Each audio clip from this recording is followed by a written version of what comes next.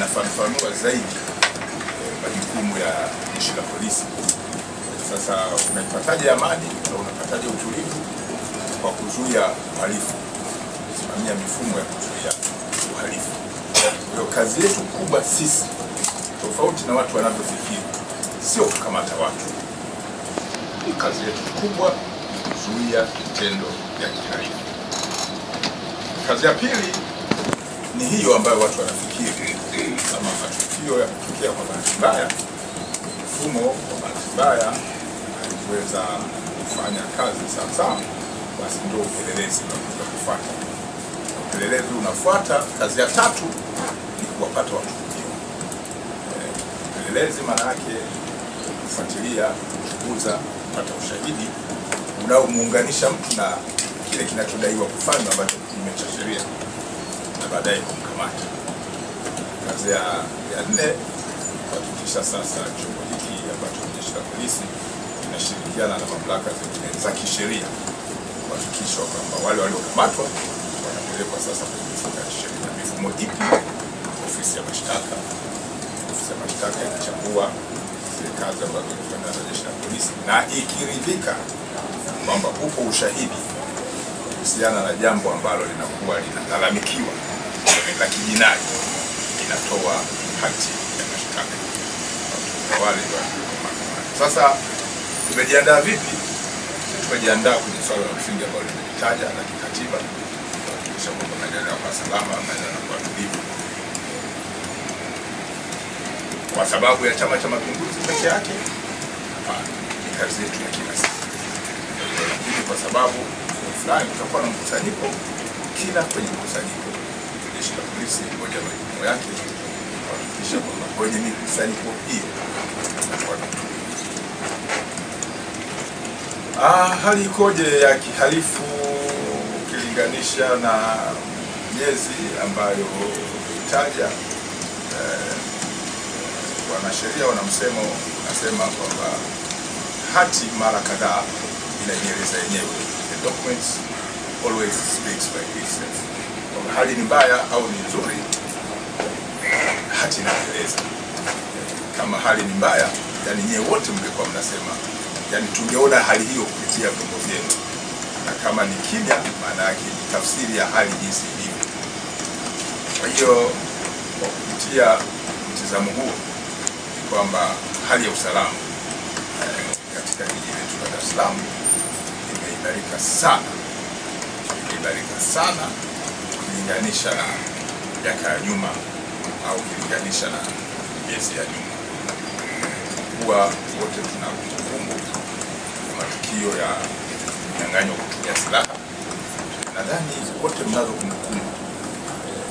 Mchana saa 4 asubuhi wakienda benki au kwa miamala walikuwa wanashambuliwa, lakini unakumbuka watu walikuwa wanafuata mpaka kwenye mageti kufanyia matukio ya kihalifu. Wote mna kumbukumbu magari madogo ya IST yalipokuwa yakiibwa kwa wakati huu. Kwa hiyo zipo jitihada kubwa sana. Wote mnakumbuka jinsi watu walivyokuwa wakitaja daraja la Salenda. Wote mnazo kumbukumbu jinsi watu walivyokuwa wakitaja matukio hata ya unyang'anyi wa kutumia silaha maeneo ya Mlimani City. Kwa hiyo kwa ujumla hali ya usalama imeimarika sana, lakini msingi mkubwa ni wananchi kuchukia uhalifu, lakini msingi mkubwa mwingine ni wananchi kuacha tabia ya kumficha mhalifu.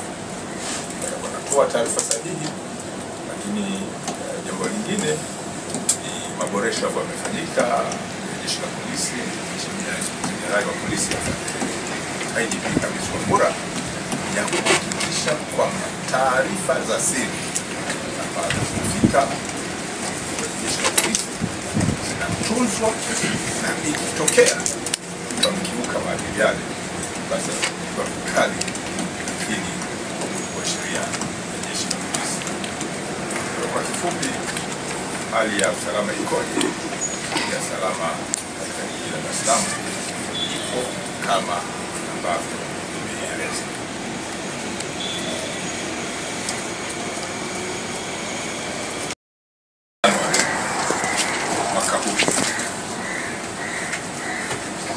Tuliwapata na kuwahoji wasichana wawili, mmoja akiwa na umri wa miaka 16, mwanafunzi wa kidato cha pili, na mwingine akiwa na umri wa miaka 12. Wanafunzi hawa wanaishi maeneo ya Vijibweni, Kigamboni, Dar es Salaam. Jeshi liliwakamata na kuwashikilia kwa sababu gani? Kwa sababu ya kutoa taarifa za uongo baada ya kutengeneza mazingira kuwa wametekwa na kwamba watekaji wanahitaji fedha kutoka kwa wazazi wao. Baada ya taarifa hizi kufikishwa kwenye kituo cha polisi, ufuatiliaji mkubwa ukifanywa, lakini kwa kuhusisha kamisheni yetu ya kisayansi, na baadaye watoto hawa waliweza kupatikana, na walivyofanyiwa mahojiano ya kina walikiri kutengeneza tukio hilo la uongo ili waweze kupatia pesa kwa njia ya udanganyifu kutoka kwa wazazi wao. Watoto hawa walitoweka nyumbani kwao tarehe 26 mwezi Januari mwaka huu wa 2025 na kuelekea Longoni Beach, kwa sababu mfumo wa kisayansi unaonyesha walienda wapi. Walielekea Longoni Beach ambapo walikesha hapo hadi tarehe 27 mwezi Januari mwaka huu wa 2025. Asubuhi yake walianza kuelekea maeneo ya Tunu hadi walipokamatwa wakiwa wanazunguka. Jeshi la polisi kanda maalum ya Dar es Salaam linalaani sana. Haya ni baadhi ya matukio ambayo yapo mtiririko ya watu kutengeneza matukio na kudai pesa kwa wazazi au marafiki au ndugu, huku wakidai wametekwa, na kutumia simu za watu wanaojidai wametekwa kubadilisha sauti na kuwatumia wazazi wao kwamba wasipotuma pesa wale watu ambao wametekwa watafanyiwa tendo kibaya, ikiwa ni pamoja na kupoteza maisha yao. Vitendo hivi vinaelekea sasa kuchukua nafasi hata kwa watoto, na hii ni dalili ya kupotea kwa maadili. Baadhi ya vijana, baadhi ya watoto wanaamua kwenda kwenye starehe na baadaye kufikiri ni jinsi gani watarudi nyumbani.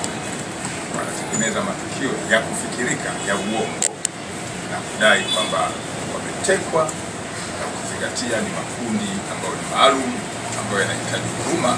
Hawa wote ni watoto wa kike,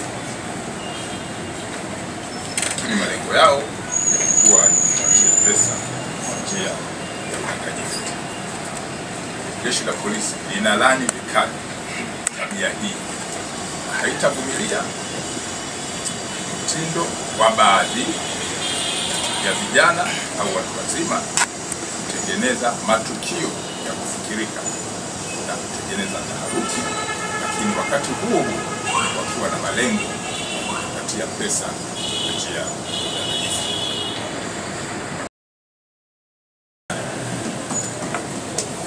Mwaka jana baadhi ya watuhumiwa walipelekwa mahakamani. Nilikuwa nikifuatilia mashauri mbalimbali yaliyopelekwa mahakamani, na limebaini kuwepo kwa mafanikio kule mahakamani baada ya wananchi kupata mwamko wa kwenda kwenye mahakama zetu za kisheria na kutoa ushahidi dhidi ya tuhuma mbalimbali ambazo zinawakabili baadhi ya watuhumiwa ambao wameletwa mahakamani. Aidha, katika ufuatiliaji wa mifumo hii ya haki jinai, baadhi ya watuhumiwa kama Idrisa Rashid, miaka 35, mkazi wa Kwembe Kimara, alihukumiwa kwenda jela miaka 30 baada ya kuwa ametuhumiwa na kosa la kubaka. Hii ilitolewa katika mahakama ya Kinondoni.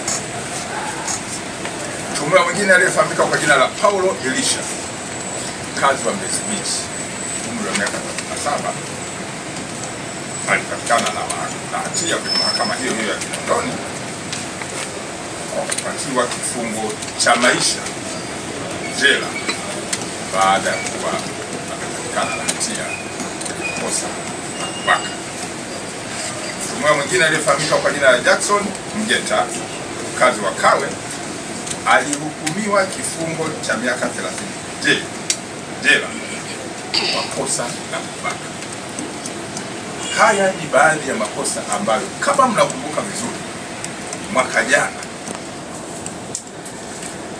maeneo ya Kibonde Maji Temeke, maeneo ya Tuangoma, maeneo ya Bagala, maeneo ya Kigamboni na baadhi ya maeneo ya jiji la Dar es Salaam, baadhi ya maeneo ya kikatili, maeneo ya ukatili dhidi ya wanawake na watoto, ambayo jeshi la polisi kanda maalum ya Dar es Salaam liliapa kupambana na makosa haya, na tunashukuru mahakama za Tanzania pamoja na wananchi kwa kutoa uzito kwenye aina hizi za kesi ambazo zinatoa maudhi kuweza kuwapa adhabu kali baadhi ya watuhumiwa ambao tayari wamekwisha kuwafikisha mahakamani.